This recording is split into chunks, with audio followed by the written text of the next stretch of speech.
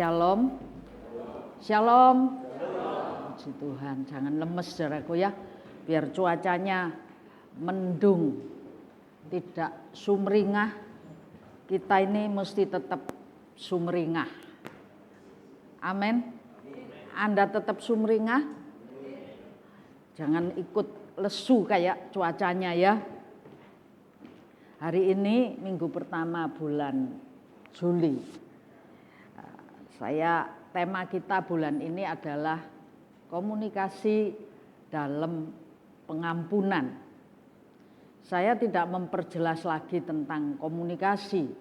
Anda tentu sudah cukup jelas 2 tahun kita, 1,5 tahun itu bicara soal komunikasi terus sudah.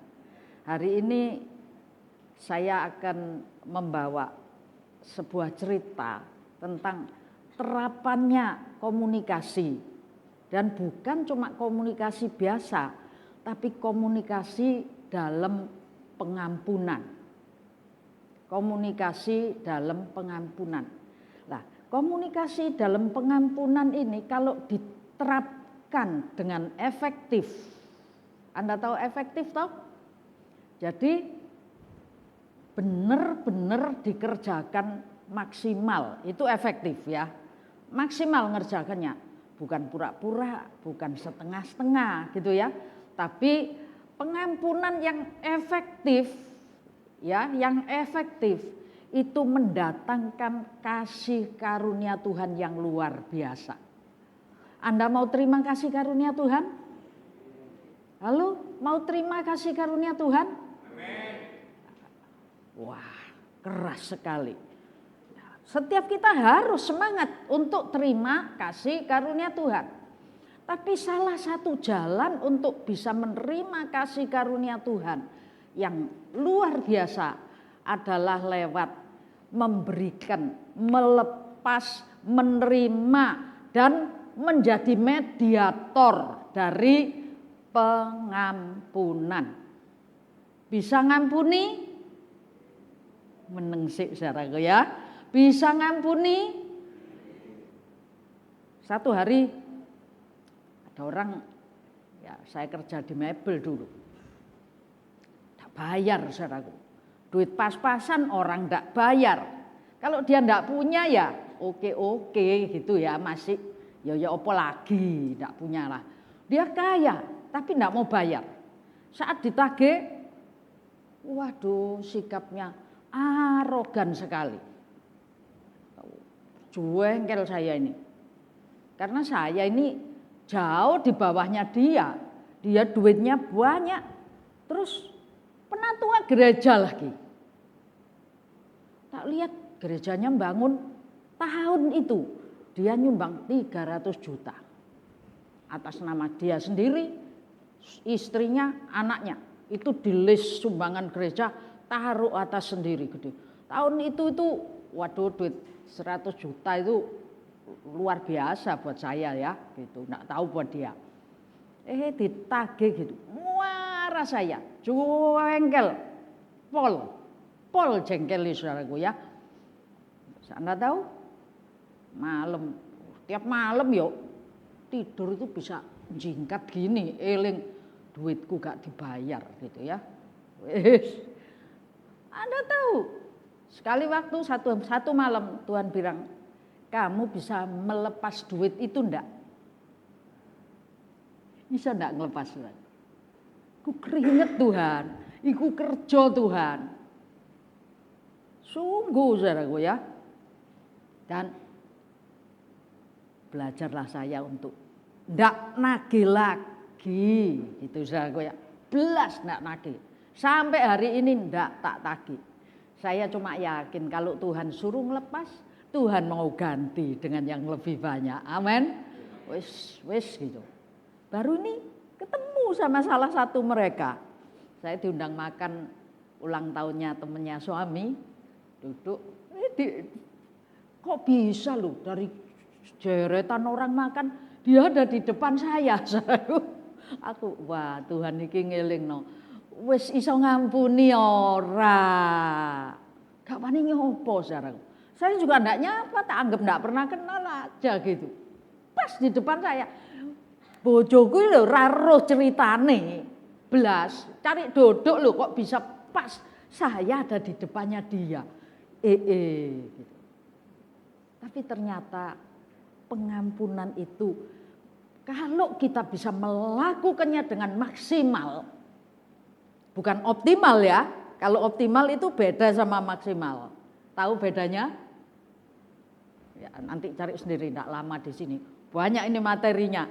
Saya sampai minta tolong sama anaknya Bu Ineke itu buat PowerPoint supaya cepet tinggal doding, gak mari saudaraku. Setiap kali khotbah cuma bahannya materinya habis sepertiga gitu ya.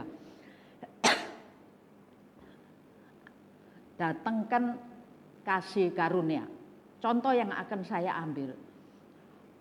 Anda kenal Onesimus. Di Alkitab ada yang namanya Onesimus. Onesimus ini budak. Bukan budak baik, budak bajingan. Dia budak yang bawa lari uang tuannya. Tapi Anda tahu, karena dia menerima pengampunan dengan baik dan melakukan segalanya dengan efektif, budak yang melarikan uang ini bisa jadi uskup di Efesus abad kedua, awal abad kedua. Anda wona. Siapa? Onesimus. Budak yang menjadi uskup. Karena apa? Karena pengampunan yang dijalankannya efektif sekali. Dia menerima kasih karunia Tuhan yang luar biasa. Sehingga dari budak dia naik jenjangnya. Dan abad kedua awal ada orang kudus dari gereja Katolik ya tentunya yang waktu gereja awal-awal itu. Yang namanya Ignatius, bukan Ignatius Yonan. Anda tahu Ignatius Yonan? Mantan Menteri ESDM kita yang bangun kereta api itu jadi baik. Ini Ignatius tak pakai Yonan. Ignatius itu memberikan, itu jadi salah satu bukti. Mengirim surat kepada Paulus dan menjelaskan di sana salah satu kalimat yang bisa kita kutip. Onesimus uskup di Efesus. Bukti saudaraku ya. Onesimus melarikan uang Filemon itu juga bukti. Bukan sekedar cerita. Tapi awal abad kedua Onesimus uskup di Efesus. Saya yakin kasih karunia Tuhan itu bukan hanya bagi Onesimus. Amin. Anda mau kasih karunia? Mau kasih karunia? Lek meneng kabeh yo karepe gak popo. Mau Tuhan gitu ya. Daripada diem kan mending ngomong mau terus terang. Kalau mau Anda sukacita terima itu. Tuhan luar biasa. Siapapun engkau, dalam keadaan latar belakangmu apa dan bagaimanapun engkau, biar dosamu merah seperti kirmisi oleh darah Yesus, oleh korban Yesus, ada pengampunan, ada ketebusan, ada pemulihan, amin. Ada pengampunan, ya, ada ketebusan, ada pemulihan. Itu sebabnya Onesimus budak yang melarikan uang itu bisa sampai menerima jabatan tertinggi gereja, bukan di cabang saudaraku. Efesus itu kota provinsi. Kalau sini mungkin ya Surabaya, bukan Jombang, bukan Mojokerto, bukan kota provinsi itu Surabaya ini. Uskup di kota provinsi, namanya Onesimus. Anda mau nerima pemulihan, dilengkapi dengan kasih karunia-Nya dan berkat-berkat-Nya yang luar biasa? Mau? Ngomong kalau enggak mau enggak apa-apa, katanya Tuhan enggak makso gitu saudaraku ya. Mau ambil lo sikap yang baik, enggak mau juga ora popo. Aku mau pancet-pancet gini Tuhan, enggak apa-apa saudaraku ya. Pengampunan yang efektif mendatangkan kasih karunia. Subtema yang saya ambil hari ini komunikasi dalam pengampunan, dalam topik pengampunan yang efektif itu mendatangkan kasih karunia. Itu ada di Filemon. Cuma satu fatsal, ada 22 ayat. PR baca di rumah. Biar nututi, saudaraku ya. PR baca di rumah. Filemon cuma satu fatsal dan isinya 22 ayat. Ya. Yang kita baca sekarang Kolose, tolong Bu Mul, Fatsal 3 ayat 13b. Kolose 3 ayat 13b. Ampunilah seorang akan yang lain apabila seorang menaruh dendam terhadap yang sama seperti Tuhan telah mengampuni, kamu perbuat jugalah demikian. Ya, ampunilah seorang terhadap yang lain, noleh sebelahmu. Mangkel, punya mangkel, ayo noleo, sebelahmu aja ndak usah ado-ado. Mangkel, iya sih bencek no, gitu. Yang suami istri gini, aku ditinggali lungo terus, gitu misalnya. Terus, aku gak dimasak no, yang temen latihan, latihan lo paling bencek no iku. Gitu misalnya, bener? Ada mangkel. Hari ini kita mau belajar melepas pengampunan yang paling efektif. Amin. Lepas pengampunan yang paling efektif. Saya ceritakan aja. Di Filemon 1 fatsal itu, ayat 1 sampai 22, ada 3 pelaku. Yang lain tuh pelaku tambahan. Oh, ada disebut Timotius, siapa rekan sekerja gitu ya. Tapi intinya tokohnya ada 3 orang, 3 tokoh. Tokoh pertama adalah Paulus. Anda tahu Rasul Paulus adalah rasul yang mendirikan gereja-gereja di Asia Kecil itu. Salah satu yang didirikan Paulus adalah di Efesus. Kolose itu adalah kota di bawah kota provinsi Efesus, kabupaten istilahnya. Kalau Surabaya, Jawa Timur kan, provinsinya, ibu kotanya Surabaya. Mungkin itu Mojokerto Kolose itu. Kalau orang tinggal Mojokerto, Surabaya, dia ndak cari rumah Surabaya, kerja tiap hari Mojokerto, Surabaya, gitu saudaraku ya. Nah itu Paulus.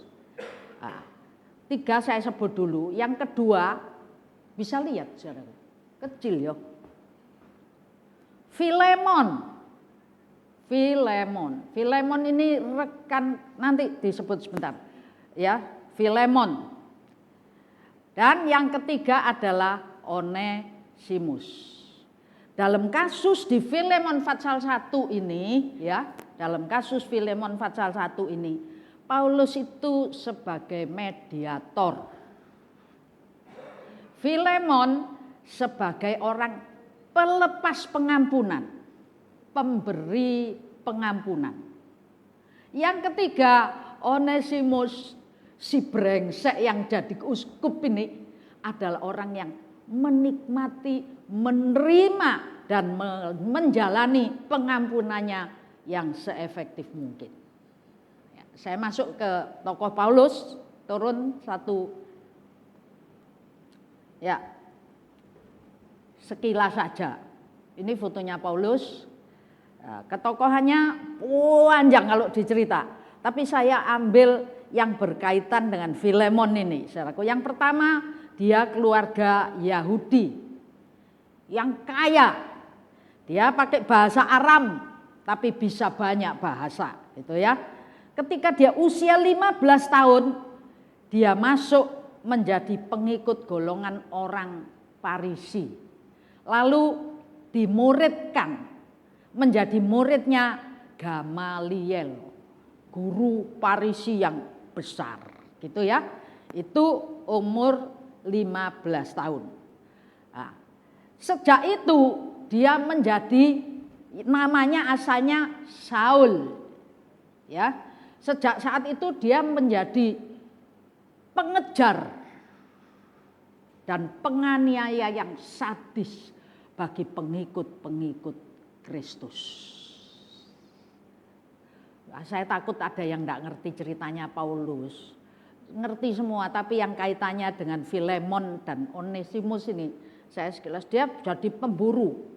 Wah, dari satu kota ke kota lain dia berburu. Salah satu di antara korbannya Paulus yang beken di Alkitab adalah Stefanus. Dia tidak ikut ngerajam, tapi keputusan persetujuan yang ngeluarin adalah Paulus. Stefanus mati dirajam karena keputusannya Paulus. Itu umur 30. Ketika umur 15 dia jadi pengikut Farisi, jenjangnya naik sampai di posisi cukup tinggi, dan di umur 30, sekitar 30 dia kejar-kejar orang-orang pengikut-pengikut Kristus. Saat umur 30 dia ketemu sama yang namanya Stefanus, atas persetujuannya, keputusannya adalah Stefanus dirajam sampai mati. Stefanus jadi beken karena ketika dia mati dirajam, dia lihat ke atas, dia melihat Tuhan menunggu dia.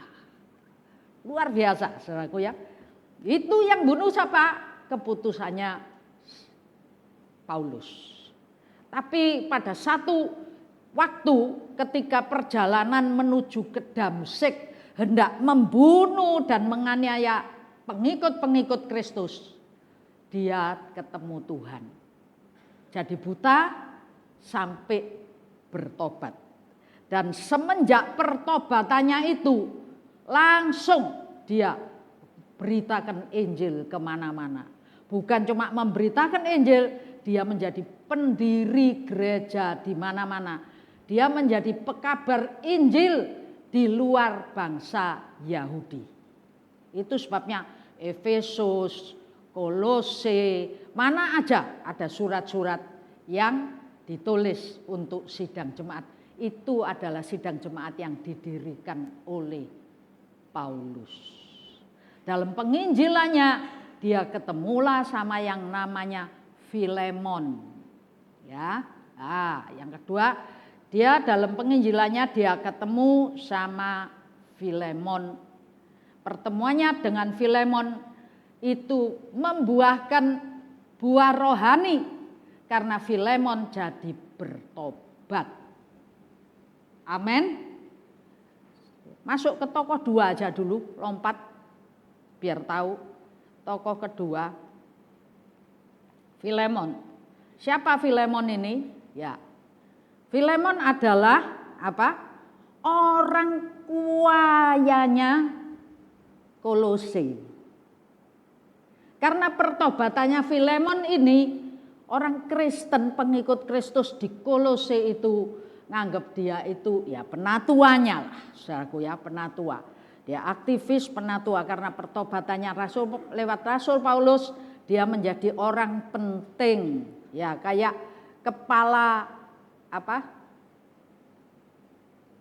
PD, kepala PD-nya di Kolose. Dia juga mengurusi di Efesus karena Efesus itu adalah kota provinsi, gitu ya. Ini Filemon. Nah, Filemon ini orang kaya, ya. Filemon ini orang kaya dan dia punya banyak budak. Salah satunya budaknya yang paling beling adalah Onesimus. Onesimus ini minggat dari Filemon dengan membawa uangnya Onesimus lah. Lari terus sekarang ke itu Filemon ya. Filemon ini pemberi pengampunan, yang melepaskan pengampunan, yang duitnya dilarikan. Secara hukum Romawi hari itu, kalau ada budak lari aja enggak usah bawa uang, hukumnya mati. Apalagi lari bawa uang, mati tambahan. Gitu saudaraku ya, mati 2 kali gitu. Padahal enggak bisa mati 2 kali, mati ya sekali gitu ya.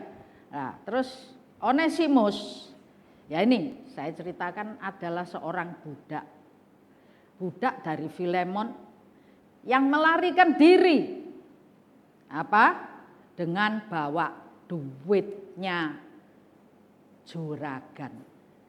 Minggat dia mau minggat, dia lari ke kota besar. Dia pergi kemana? Ke Roma. Tuhan mempertemukan dia di Roma dengan Paulus. Hari-hari itu Paulus yang nginjil kemana-mana, wah ganti dianiaya, ditangkap dan dipenjarakan di Roma. Di penjara di Roma inilah Onesimus ketemu sama Paulus. Dengan tujuan apa? Ngadu. Minta pembelaan, minta perlindungan kepada Paulus. Orang yang punya salah kan selalu gitu saudaraku ya. Kalau lari cari bolong. Aduh ngadu. Nah, pengaduannya ditampung lah oleh Paulus. Ditampung oleh Paulus. Tapi bukan diobori, bukan dikompori, bukan dipro kontra. Hati-hati, Anda kalau terima keluhan orang, jangan ngompori. Amin. Amin. Siapa yang kalau terima keluhannya orang hobi ngompori? Ada kompor gede yang wos. Ada kompor yang enggak ada munine, halus tapi nyelekit. Gak apa-apa, ya ngono iku bosmu, modele pancene pelit dan jahat. Alon jaku ya, ojo trimo, ayo berontak bukan, gak apa-apa gitu. Halus, kompore gak muni. Tapi genine gede itu, ya. Paulus tidak ngompori, tidak nambahi, tidak ngurangi, tidak apa. Tapi Paulus ini membereskan. Anda tahu ya, Paulus membereskan dengan mengirim kembali yang namanya Onesimus ini, depono yang namanya jeraganmu. Kamu punya salah apa?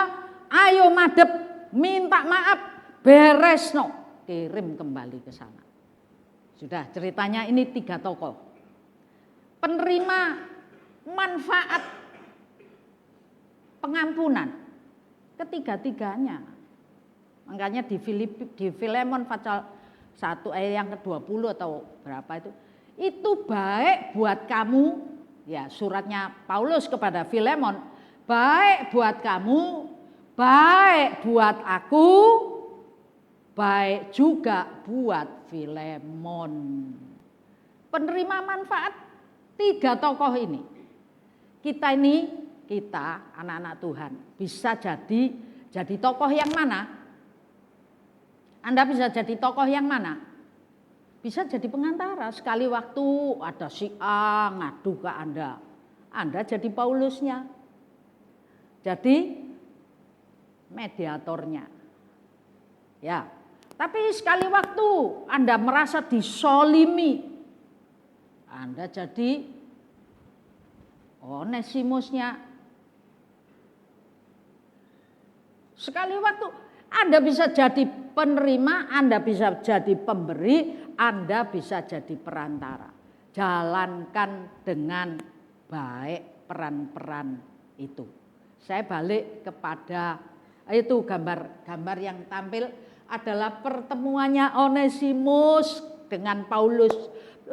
Paulus, Bapak tulungono aku ini pelarian yang lagi dikejar-kejar, bentar lagi dihukum mati. Gitu saudaraku ini. Jongkok dia. Tapi ada gambar satu lagi di hadapan Paulus, Onesimus yang namanya Paulus dan Filemon. Onesimus ini juga bersikap baik. Saya tidak tampilkan, tidak cukup waktu saudaraku. Ini aja 29 file. Ya. Nah, balik di atas di Paulus ya. Di Paulus. Ya. Ini pertemuannya Paulus dengan Onesimus tadi. Nah, Paulus ini apa? Lembar ke-6 ya.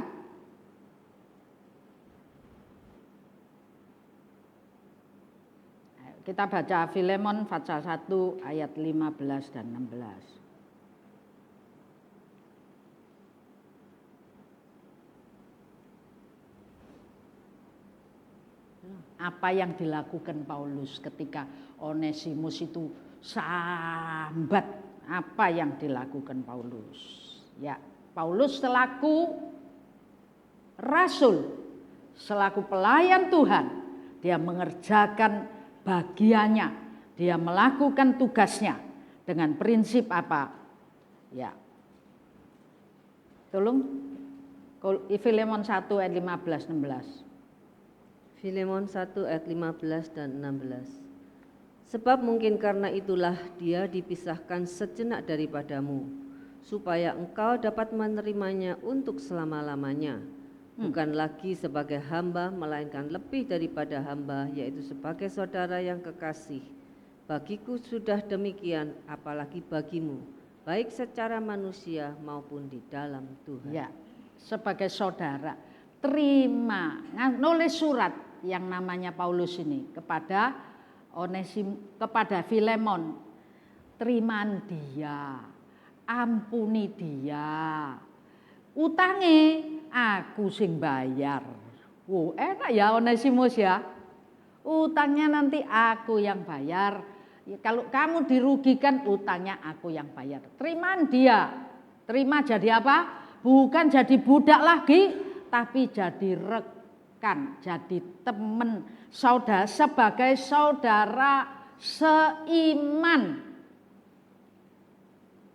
Bisa melepas pengampunan seperti itu? Kadang-kadang perkara cilik aja janggete di hati kita itu buat kita ndak bisa sembahyang. Kok duit gede dimakan. Ayo kalau lagi makan-makan di sini gak koman, bukan gak koman, akeh makanannya. Terus Mbak Neng itu megelno. Ojo dimakan ini, terus disengitno Mbak Neng. Mangkel ndak kamu? Tapi enggak pernah kok Neng ya. Kalau gitu kira-kira mencek non Neng iki. Temenan, liya dina aja mangan ndek kono. Lek ana Neng minggiro gitu aku ya. Dicireni. Ini perkara gede loh. Onesimus ini orang kaya, tidak disebutkan jumlahnya. Tapi jumlah yang cukup besar pikire Onesimus kena tak gawe urip timbang budak terus gitu toh.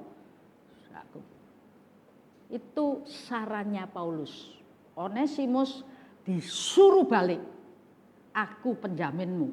Kata-katanya Paulus kepada Onesimus, aku yang jamin. Kamu bertobat. Diperkenalkanlah Onesimus ini kepada Kristus. 3 tokoh yang namanya Paulus, Filemon dan Onesimus, semuanya ini terfokus untuk kemuliaan Tuhan. Amin. Kalau fokusnya satu sama untuk kemuliaan Tuhan, jalannya bisa dipertemukan. Tapi kalau satu untuk kemuliaanku, andai kata Onesimus itu mikir, duit sakmene kae wis kadung mlayu, lha apa aku balik. Gitu saranku ya. Wis Paulus bencekno disambati gak kapien, wis minggat lagi. Ndak selesai. Tapi kalau terfokus untuk Tuhan, demi kemuliaan nama Tuhan, semuanya yang salah-salah, yang nyimpang-nyimpang bisa dikumpulkan menjadi satu jalur, dipertemukan dalam kasih Kristus. Amin. Amin. Ya. Yang kedua, jadi Paulus nyuruh balik lalu memberikan apa? Jaminan mengajukan surat kepada Onesimus, kepada Filemon. Paulus enggak gini loh, Filemon, ini loh tak kirim kembali. Bajingan sing bujuki kamu itu, tangkepen. Bukan, saudara. Jadi ada hal-hal yang dibuat oleh Paulus, ya saya singkat aja ya. Dia minta Filemon memberikan pengampunan. Bukan saja menerima Onesimus sebagai budak, tapi menerima sebagai saudara dalam Tuhan. Lalu soal lanjutnya, soal kesalahannya. Ya, soal kesalahannya. Dia bebaskan dari kesalahan. Tanggungkan kesalahannya Onesimus itu kepadaku, katanya Paulus. Jadi tanggungan, ya toh. Lalu berikut, nah, apa? Ini Paulus menawarkan diri sebagai pengganti, ya. Terus lanjut bawahnya, ya, pengampunan berdasarkan sikap Paulus sekarang ya. Pengampunan berdasarkan sikap Paulus. Anda kalau tahu dalam Kristus tidak ada lagi perpecahan. Isinya hidup dalam terang Kristus. Ya. Kalau jika kita ini hidup dalam terang Kristus, mana itu ya? Ini mungkin salah ketik ya Isa. Jika kita ini hidup dalam terang Kristus, maka seperti Dia di dalam terang. Ya, dalam persekutuan dengan Dia, kita beroleh persekutuan dengan Dia. Persekutuan dan seorang dengan yang lain. Apa ini ayat? Saya tak cari di berapa?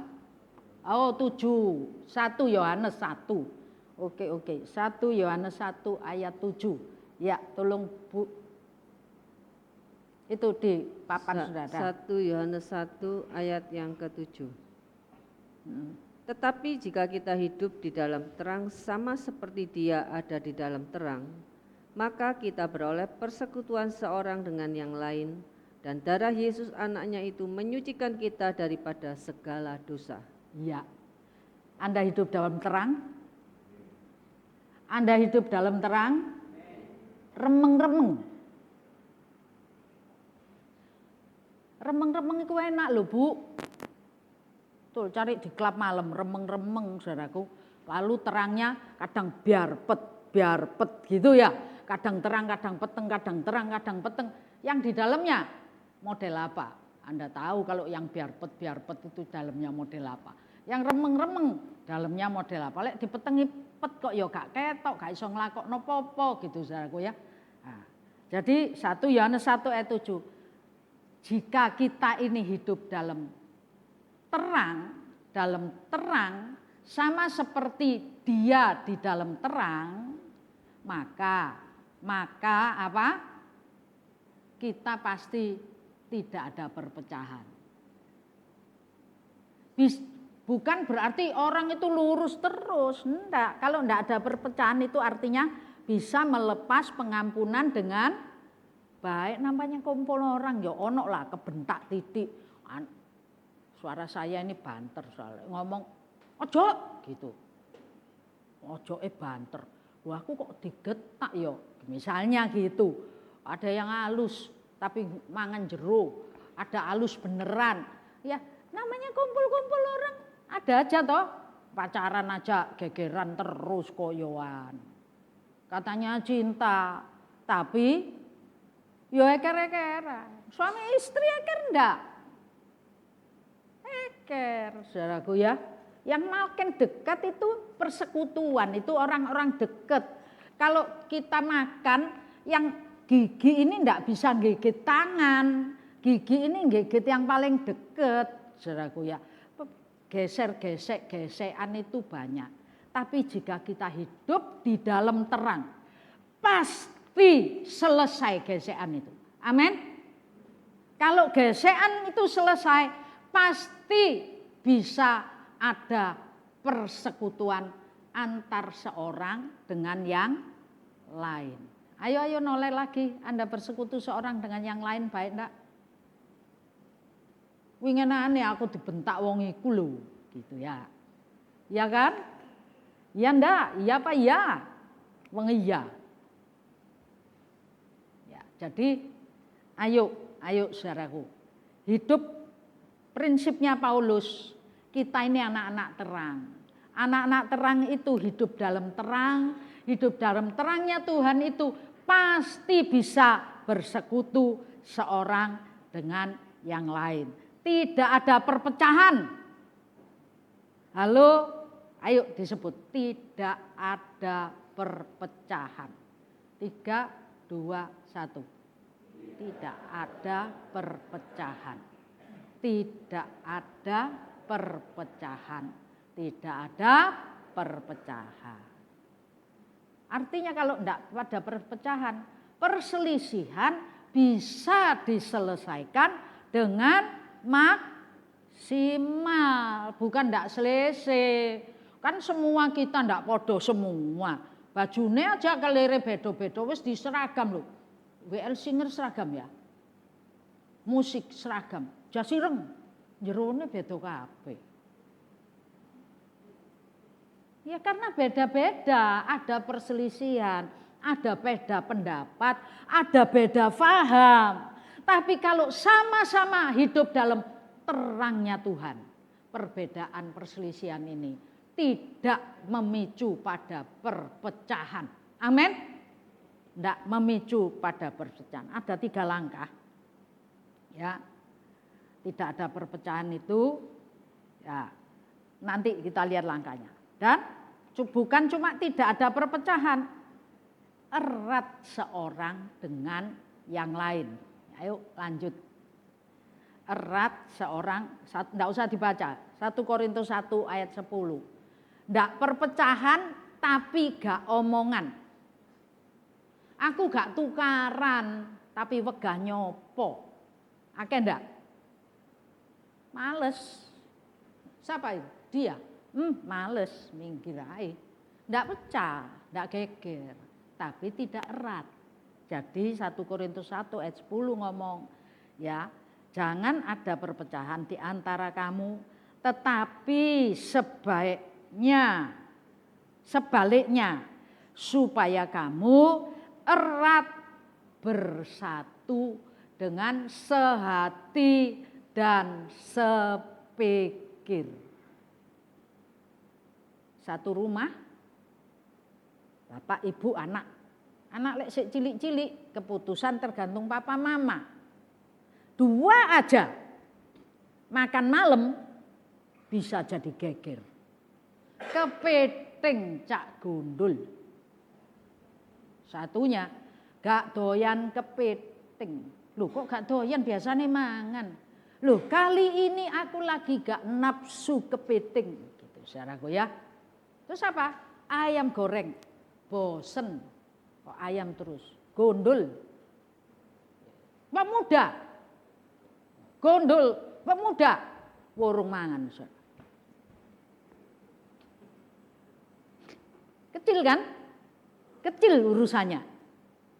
Nah, tapi di sini jangan ada perpecahan. Jadi bukan cuma yang pertama tadi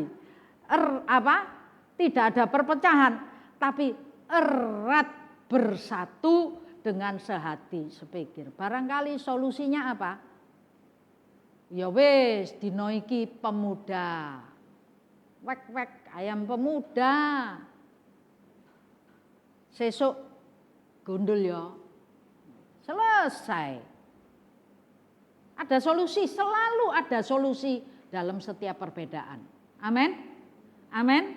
Sehingga kembali erat bersatu satu dengan yang lain. Lalu tiga ini, yang ketiga adalah apa? Saling memperhatikan. Erat bersatu tapi lek gak peduli ya repot. Erat bersatu. Saknore iku keluargane. Anake 8 cilik kabeh. Kembar 4 lalu kembar 4 lagi. Lah cilik kabeh saudara. Ini ada nasi.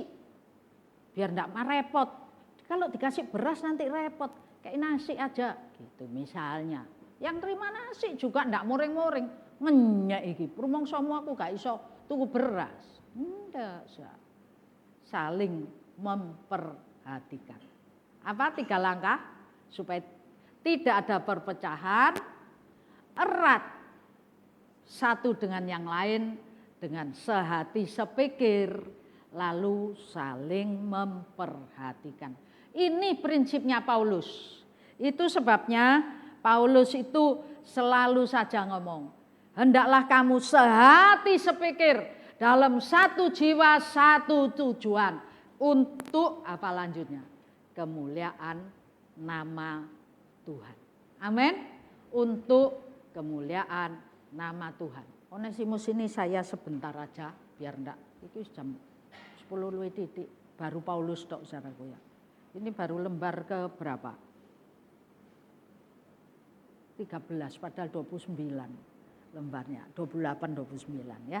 Onesimus, saya sudah tokohnya sudah sebut, ketokohannya saya sudah sebut.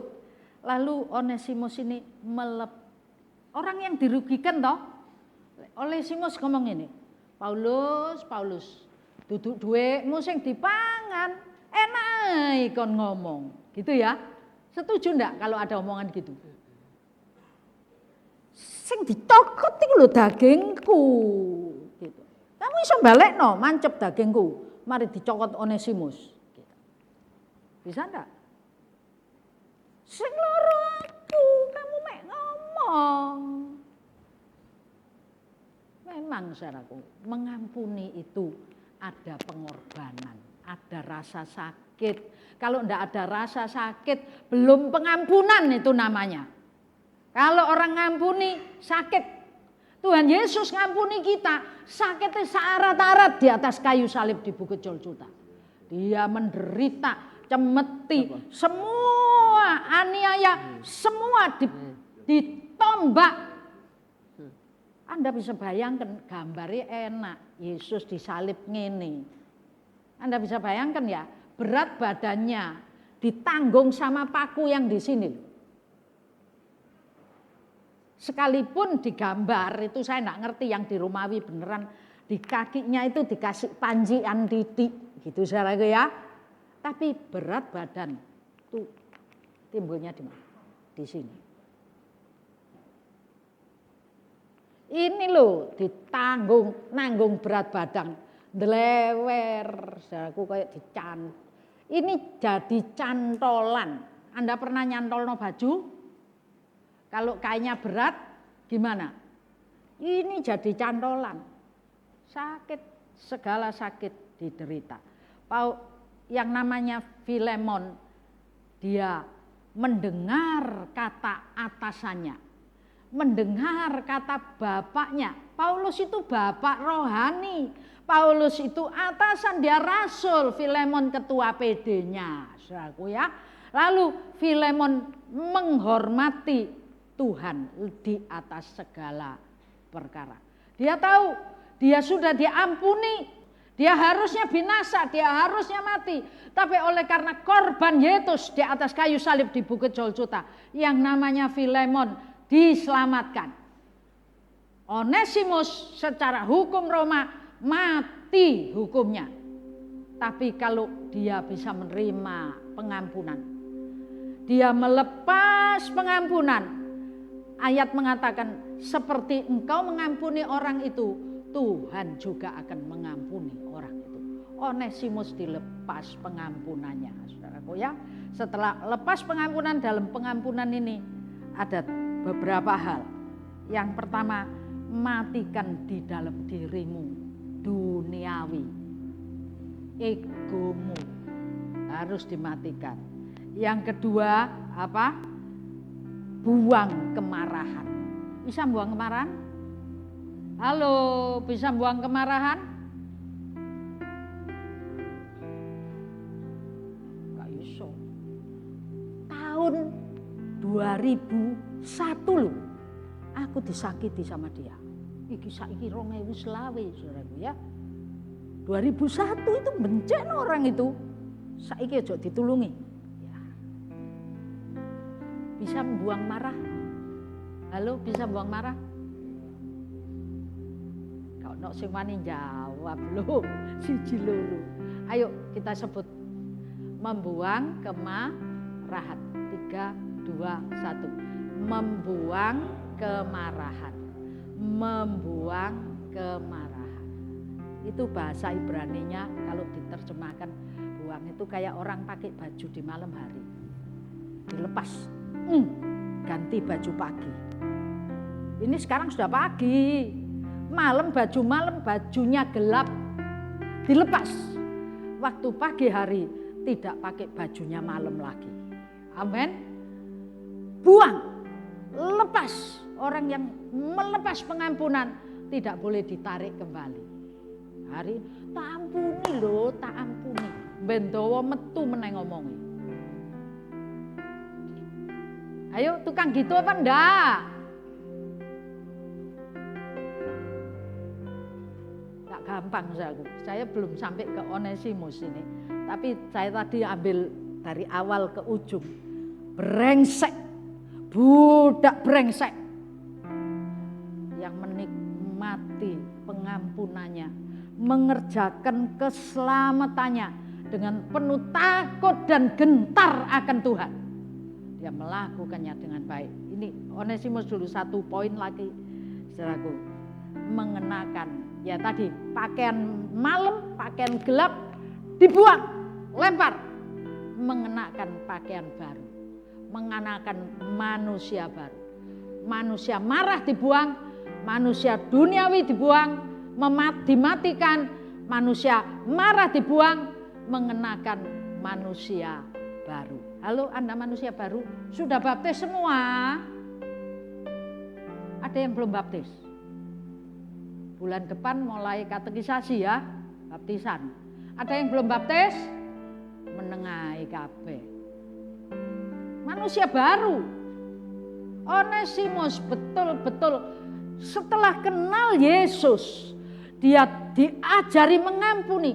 Satu pelajaran untuk naik kelas. Amin. Anda mau naik kelas? Ada pertumbuhan rohani. Filemon si kaya yang tak tahu cerita pengampunan, tak ada orang berani makan uangnya dia.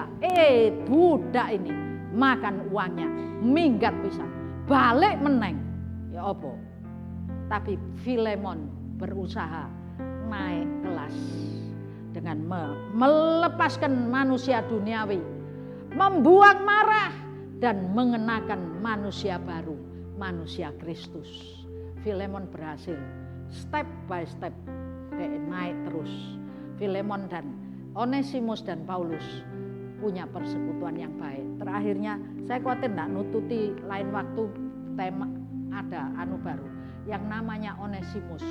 Brengsek ini semenjak ketemu semenjak ketemu Paulus memperkenalkan dia pada Kristus. Paulus mengatakan Kristus mengampuni orang yang bersalah. Kristus itu kalau memberikan pengampunan tuntas, merah seperti kirmisi, jadi putih seperti salju. Kamu sekalipun harusnya hukumnya mati, tapi di dalam Kristus kamu akan diterima oleh Filemon sebagai saudara seiman. Dengan dak dikduk enggak balik ke Filemon. Kira-kira ndredeg enggak? Balik ndredeg. Bukan dengan, kalau sudah ndredeg biasanya orang sombong. Aku balik iki karena dikon Paulus lho ya. Kudu karepku dhewe gitu misalnya. Sama Filemon diapakno lek ngono iku. Dipanggilno penggedenya Kolose. Tangkepen wong iki gitu. Tapi dia datang dengan kerendahan hati kepada Filemon. Dia mengakui kesalahannya dan sesuai dengan fokusnya, fokus kepada Kristus. Kalau Kristus sudah mengampuni, aku pun pasti diampuni. Dan pengampunan itu dikerjakan oleh Onesimus dengan baik. Selangkah demi selangkah dia pasti melangkahnya. Hidup dalam kebenaran, hidup dalam pertobatan, hidup dalam mengerjakannya keselamatannya itu dengan penuh takut dan gentar akan Tuhan. Itulah sebabnya yang namanya Onesimus. Ya, dia beroleh kasih pengampunan, dia beroleh penebusan tadi ya, Efesus 1:17. Dia beroleh penebusan, dia beroleh pengampunan oleh darah Yesus. Bukan karena gagah Filemon, bukan karena baik Filemon. Filemon berbuat baik karena Filemon pun merasakan dia diampuni dosanya oleh karena ada korban darah Kristus, ada pengampunan, dan pengampunan ini dilakukan dengan baik. Ya, dengan sangat baik, sehingga Onesimus yakin sekalipun dosanya seperti kirmisi, dia akan putih seperti salju. Penutup Roma 4 ayat 7 dan 8.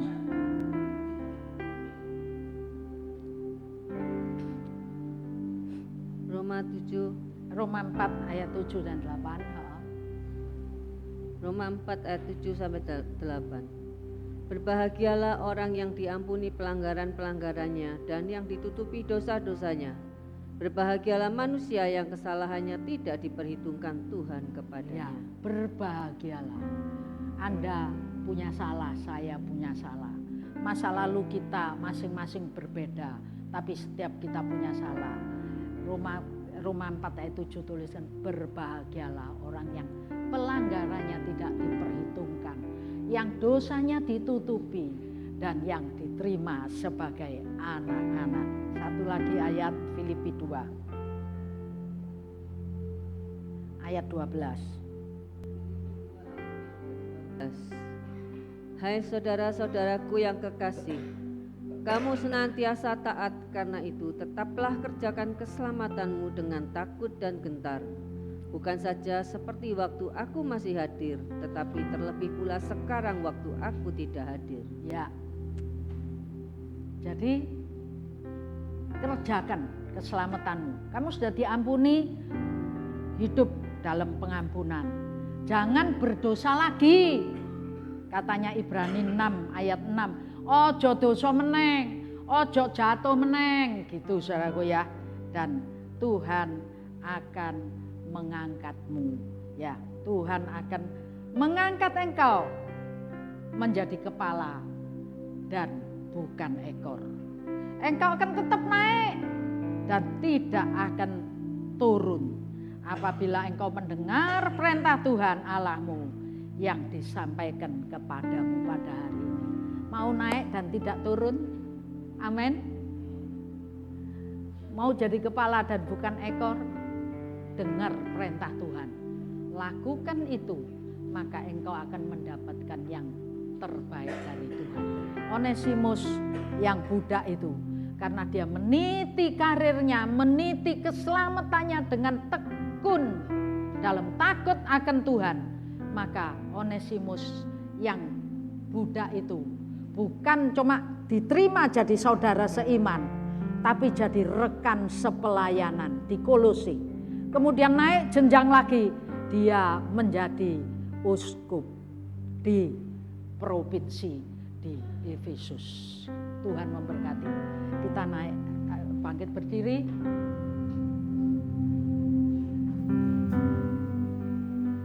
Dampak pengampunan itu luar biasa. dampak dari pengampunan itu luar biasa. Paulus menjalankan pengampunan, menjalankan perannya sebagai perantara untuk terjadinya pengampunan dengan baik. Filemon belajar melepas pengampunan dengan baik, dan Onesimus menjalani sebagai pendosa yang diampuni dengan jenjang dan meniti langkah dengan luar biasa. Dampaknya tiga-tiganya sukses dalam pengiringan kepada Tuhan. Paulus sukses. Paulus sukses. Sukses. Filemon sukses. Dan Onesimus juga cemerlang.